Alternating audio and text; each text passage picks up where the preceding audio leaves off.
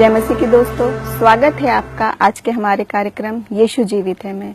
सबसे पहले हम आपका धन्यवाद करना चाहते हैं कि आप इस कार्यक्रम को देखते हैं, हमें निरंतर प्रोत्साहित करते हैं, आपके हमारे पास सुझाव आते रहते हैं और हम निमंत्रित करते हैं अगर आपकी जिंदगी में भी प्रभु ने ऐसे कोई बड़े काम किए हैं तो क्यों ना आप हमारे साथ शामिल हो, इस कार्यक्रम में अपनी गवाहियां दें और लोगों तक बताएं इस बात को कि यीशु मसीह सचमुच जीवित है।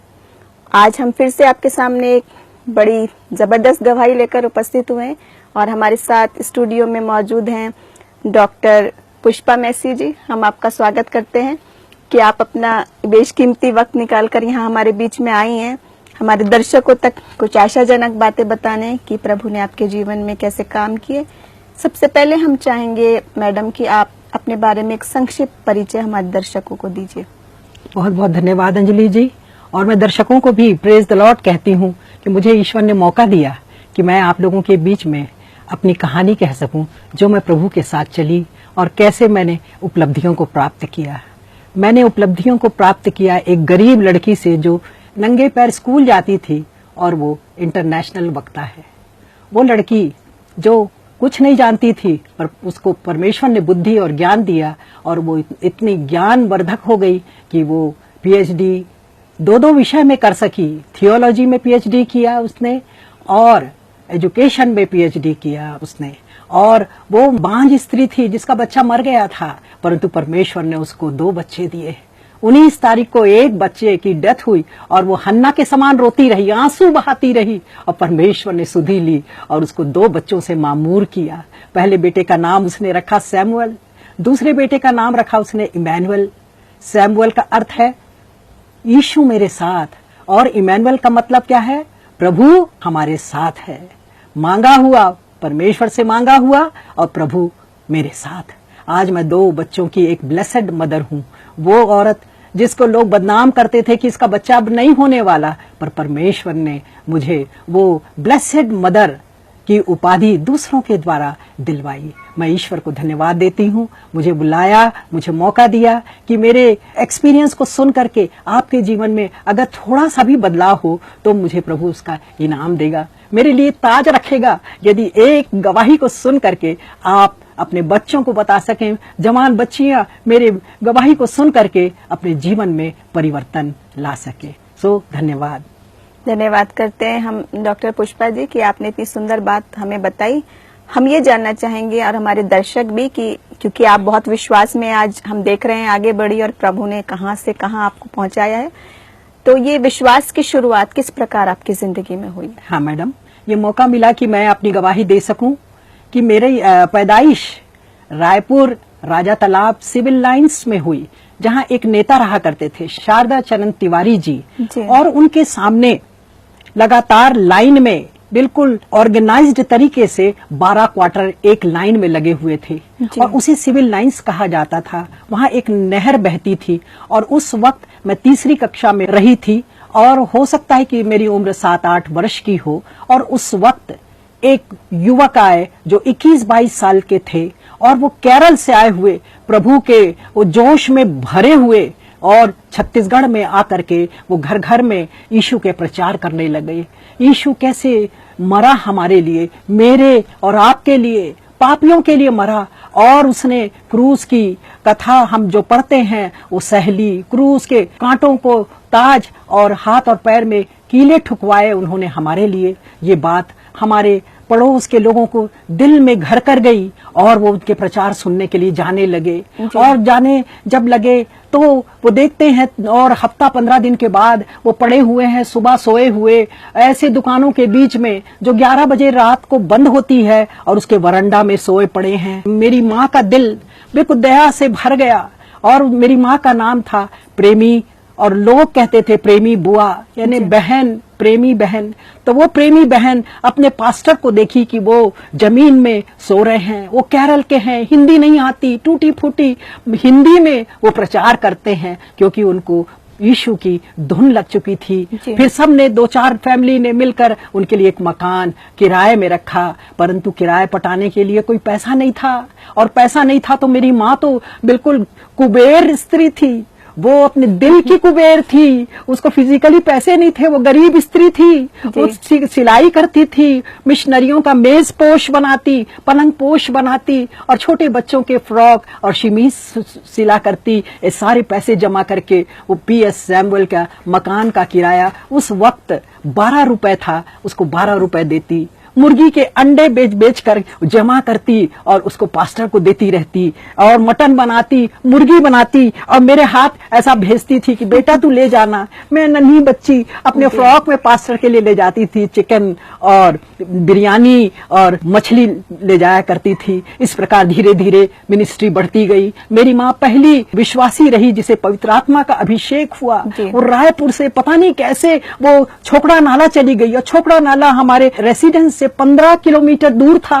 वो कैसे पहुंच गई वहां पर, और प्रार्थना करने लग गई, और वहां पर वो पवित्र आत्मा से भर के वापस आई। तो उन्होंने यहीं से मेरी माँ की मिनिस्ट्री शुरू हुई, और वो केवल आत्माएं बचाने का कार्य करती रही। बड़े बड़े लोगों के घर जाती, वो छोटे लोगों के यहाँ नहीं, बड़े बड़े जो पोजीशन होल्डर्स हैं उनके लिए के पास जाती और प्रचार करती। पर प्रचार करने के पहले वो अपने पोटली में अंडा ले जाती, उनको खुश करती, वो खुश हो जाते। और वचन में, भजन संहिता में लिखा है कि कोई भी व्यक्ति, जो बड़ा व्यक्ति भी क्यों ना हो, उस थोड़े से इनाम से वो प्रसन्न हो जाता है। वो प्रसन्न हो जाते और सुनते मेरी माँ की गवाही। कई लेडीज लोग, वो टायर वाले थॉमस, वो कन्वर्ट हो गए। मिसेस रमानी जो पुलिस में बड़े अधीक्षक थे वो बच गए, थॉमस वो बच गए। ऐसे बड़े बड़े लीडर्स बचते गए, और मेरी माँ परमेश्वर के अनुग्रह में आगे बढ़ती गई। और मैं तो तीसरी कक्षा की बच्ची थी,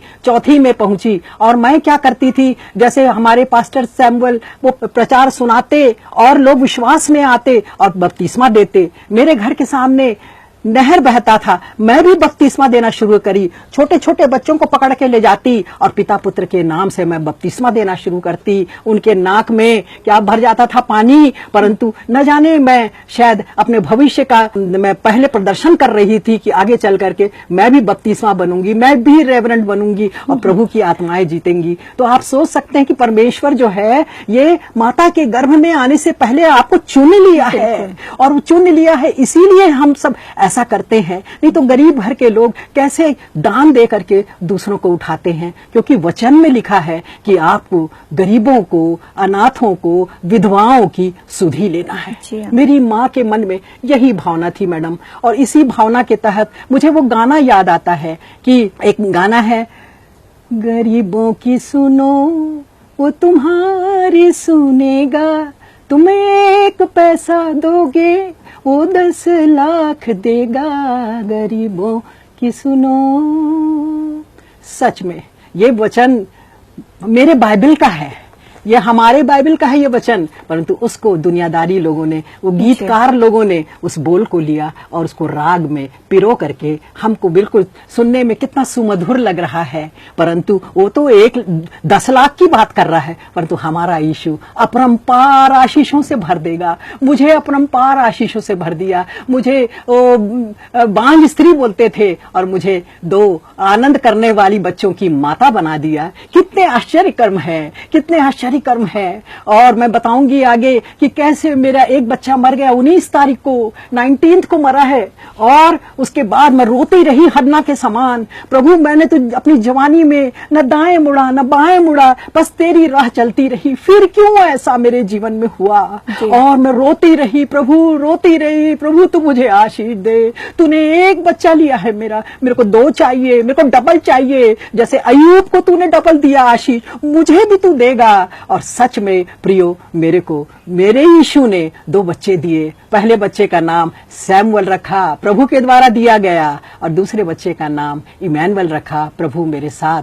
पहला बच्चा इंजीनियर है और पास्टर भी है कुवैत में, वो प्रभु को नहीं पहला स्थान देता है और इंजीनियर है वहां पर। और दूसरा बच्चा DSP में ऑर्थोपेडिक सर्जन है, हड्डी का डॉक्टर है। तो इस प्रकार ये आगे चलती गई मेरी प्रक्रिया और मैं 32वां दे करके फिर आगे बढ़ती गई और उसके बाद सब कुछ बढ़िया चल रहा था, बहुत अच्छा वातावरण था, हम लोग मिडिल क्लास फैमिली थे। अचानक शैतान ने आक्रमण कर दिया। जैसे यीशु वो जब आया 32वां लिया, उसके बाद वो विल्डरनेस में और वो सब चला गया जंगल में और उसमें 40 दिन तक उपवास किया और उपवास के बाद उसे भूख लगी और शैतान ने आक्रमण किया। सेम हमारे साथ भी आक्रमण हुआ कि मेरी दादी ने पूरा प्रॉपर्टी वो मेरी बुआ को दे दिया, फुफ्फी को दे दिया और हम लोगों को निकाल दिया गया। हम लोग कुछ नहीं, अपने कपड़े और थोड़े से बर्तन लेकर के निकाल दिए गए,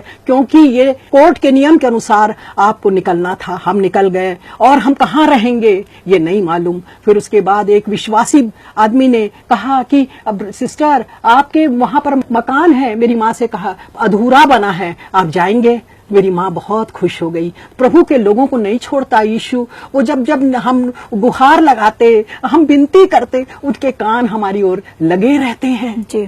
और उन्होंने घर गए, हमने उसमें मिट्टी का प्लास्टर किया, जमीन को मिट्टी से लीप दिए और वहां पर रहने लग गए। और हम कभी निराश नहीं हुए, हम अपनी फुफ्फी से बदला नहीं लिए। मेरी माँ तो बर्थडे क्रिसमस के दिन उनके लिए साड़ी ले जाती थी।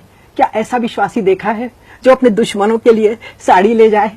कभी कोई ग्रज नहीं, कभी कोई उससे वाद विवाद नहीं कि तुम मेरे से छोटी हो, ये क्रिसमस की साड़ी और उसको पकवान ले जा करके देती थी मेरी माँ। ये सच में परमेश्वर के जो सही फॉलोअर्स हैं उनके गुण हैं, क्योंकि जब वो कहा गया आज्ञाओं में कि हम प्रार्थना करते हैं कि हमें क्षमा कर, जैसे हम अपने अपराधियों को क्षमा करते, हम क्षमा नहीं करते और अपने मन में पालते रहते, वो ही हमारा दुश्मन। हमारी स्थिति, हमारी गरीबी का जिम्मेवार वो है, पर हमारी माता जी ने कभी कुछ नहीं किया और हम बढ़ते गए। बड़े भाई की शादी हो गई, हमारी भाभी ने कहा कि हम नहीं मदद कर पाएंगे, आप अपना देखिए। और मैं बहुत इंटेलिजेंट, बहुत ज्यादा अपनी क्लास की topper, from the very beginning I was the topper in whole education, in my whole education journey. Matric pass किया मैंने और उसके बाद बीएससी, एमएससी, एमएड, फिर पीएचडी इन एजुकेशन, फिर पीएचडी इन थियोलॉजी, सब में मैंने टॉप किया। तो इस प्रकार प्रभु ने बुद्धि दे दी मुझे, क्योंकि यहोवा का भय मानना बुद्धि का आरंभ है। होने के बाद जब मैंने बपतिस्मा ले लिया और तब रिजल्ट निकला और मुझे 76% 11वीं में मिले और 3 विषय में डिस्टिंक्शन मिले, एक तो जनरल साइंस, दूसरा सोशल स्टडी और तीसरा बायोलॉजी। इस प्रकार मैं होशियार रही और आगे बढ़ती चली गई, बढ़ती गई। अब 9th में आ गई जब प्राइमरी स्कूल से, और जब निकाल दिया गया हमको घर से, तब हम बड़ी गरीबी में थे प्रियो। और मैं आपको बताना चाहती कि गरीब लोग ही सबसे ज्यादा परमेश्वर के लिए देते हैं। वो विधवा को याद कीजिए कि थोड़ी सी दमड़ी उसने दिया और उसको परमेश्वर के नाम लेखे लिखा गया, क्योंकि वो पूरा मन अपना उंडेल दी थी।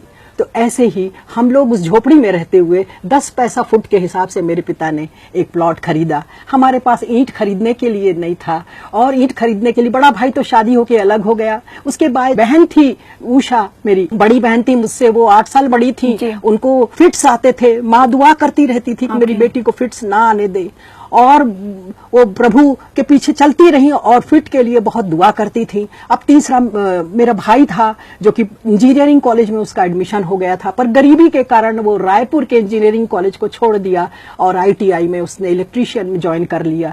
तो पैसे की कमी ने इंसान को कहां से कहां बना दिया।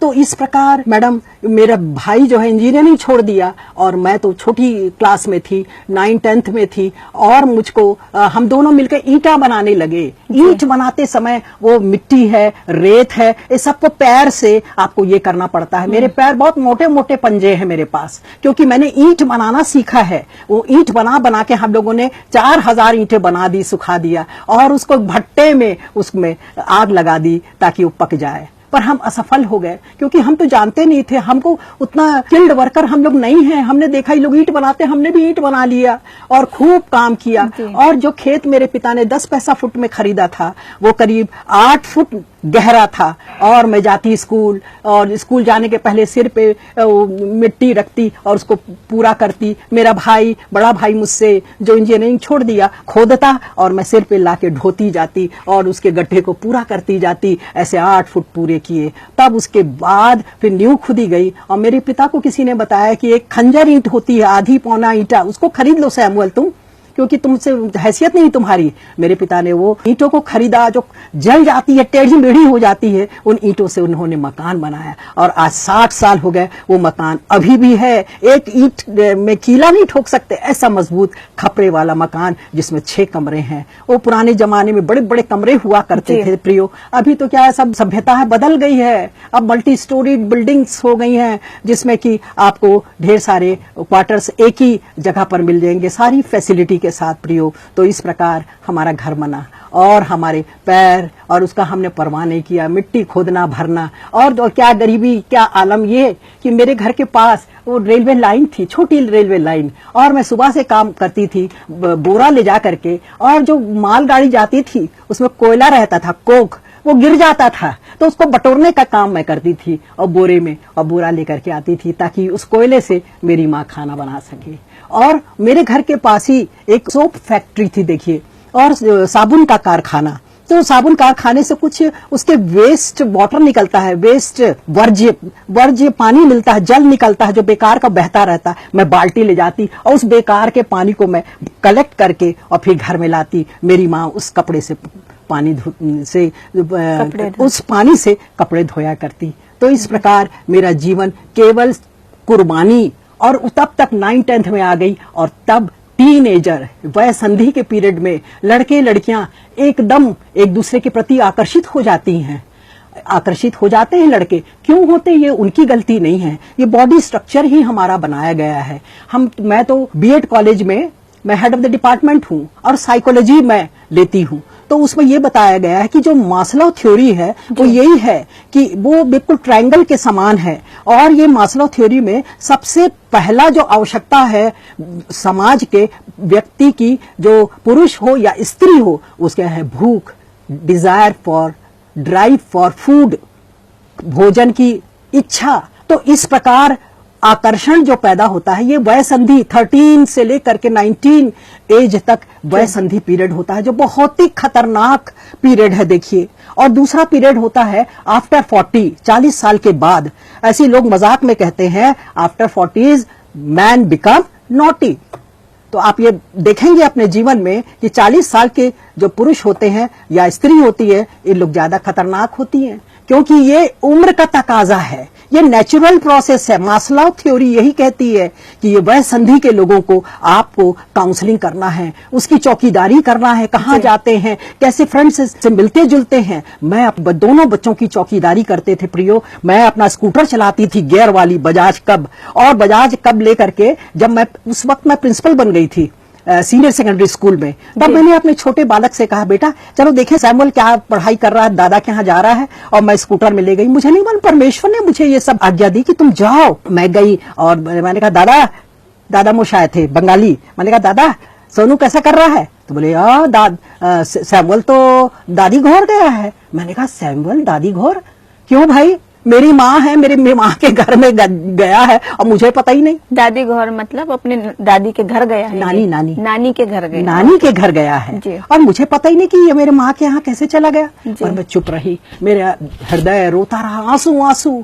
मैं इतनी विश्वासी स्त्री, मेरा बालक मुझे धोखा दे रहा है, और वो कैसे नानी के घर गया, वो पढ़ाई क्यों नहीं करता है? और मैं रोती रही और रोते रोते, जितने दोस्त होते हैं, 5 दोस्त थे उसके। हाँ, तो फिर इसके बाद आंटी क्या हुआ, वो क्यों नहीं थे भाई आपके बेटे वहाँ पर? हाँ, मेरा बेटा नहीं था और मैं घर नहीं गई।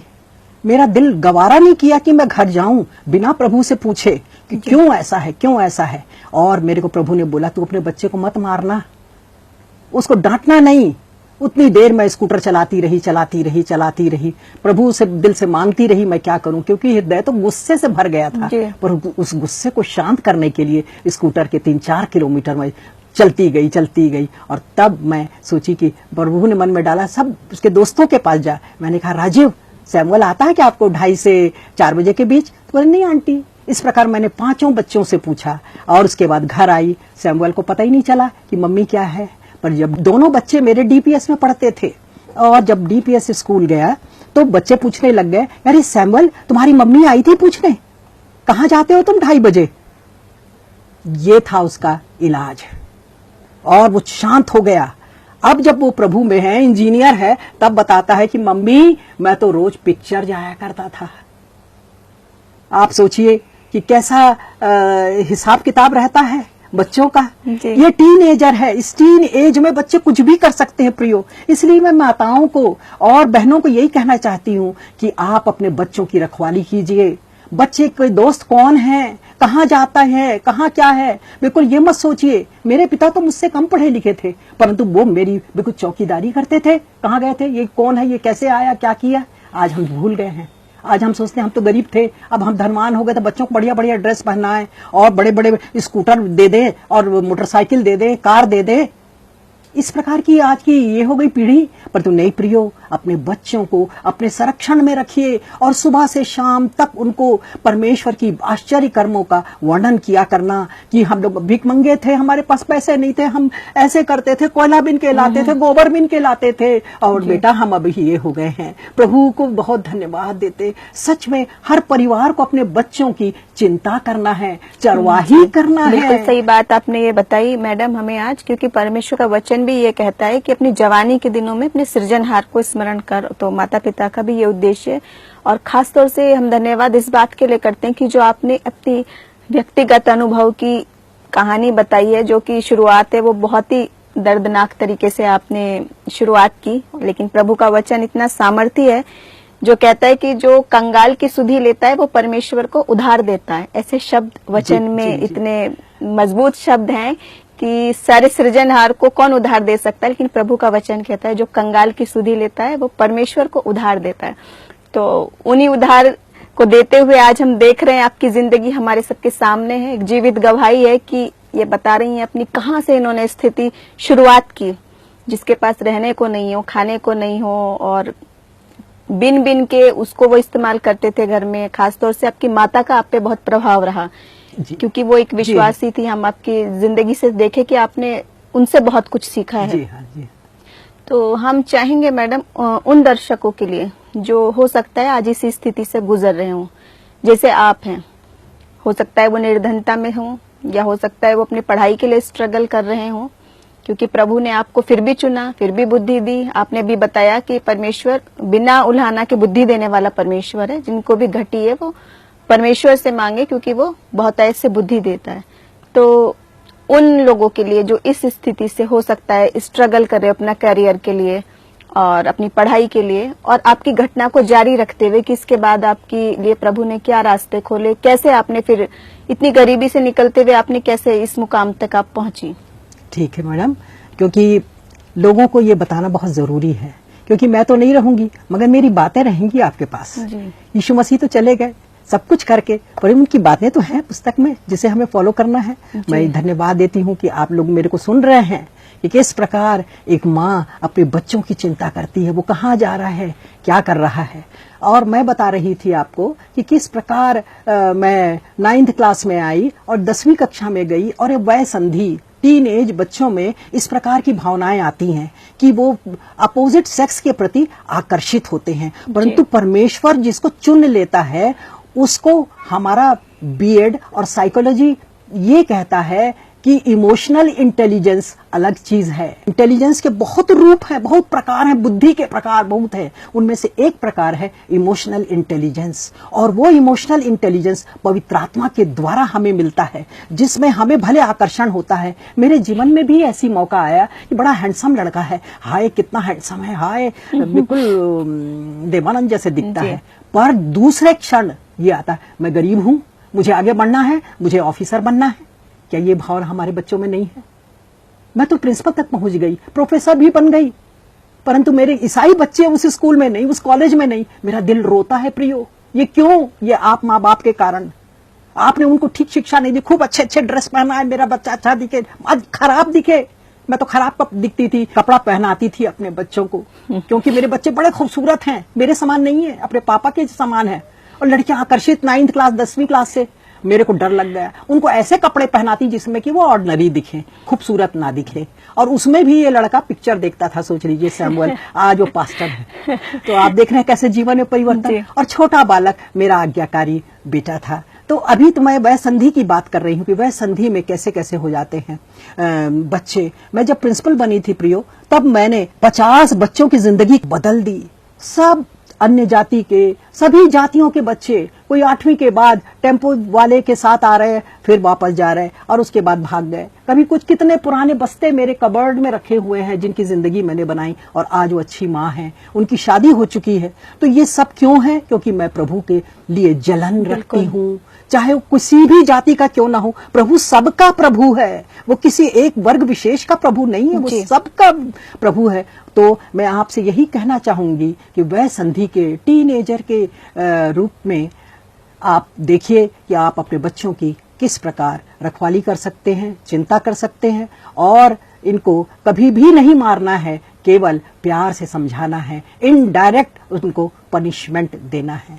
इनको कॉर्पोरल पनिशमेंट तो देना ही नहीं है, क्योंकि आदमी गुस्से में आ जाता है और मारपीट करता है। जी हाँ, बिल्कुल सत्य बात बताई आपने। और मैडम, हम सारे दर्शकों से हमारा निवेदन है कि आप हमारे साथ बने रहिए और देखते रहिए, क्योंकि आने वाली एपिसोड में अगले सप्ताह हम बात करेंगे खास उन मिरेकल्स के लिए, उन चमत्कारों के लिए जो मैडम की जिंदगी में किए। अभी तो आपने देखे हैं कि कैसे, कहाँ से बिल्कुल शुरुआत से किस तरह संघर्षों से गुजर के आज इस मुकाम तक पहुंची हैं, लेकिन आने वाले दिनों में और बड़े बड़े बहुत मिरेकल किए। तो हमारे साथ बने रहिए और देखते रहिए। प्रभु इस कार्यक्रम के जरिए आप सबको आशीष दे। जय मसीह की। जय मसीह।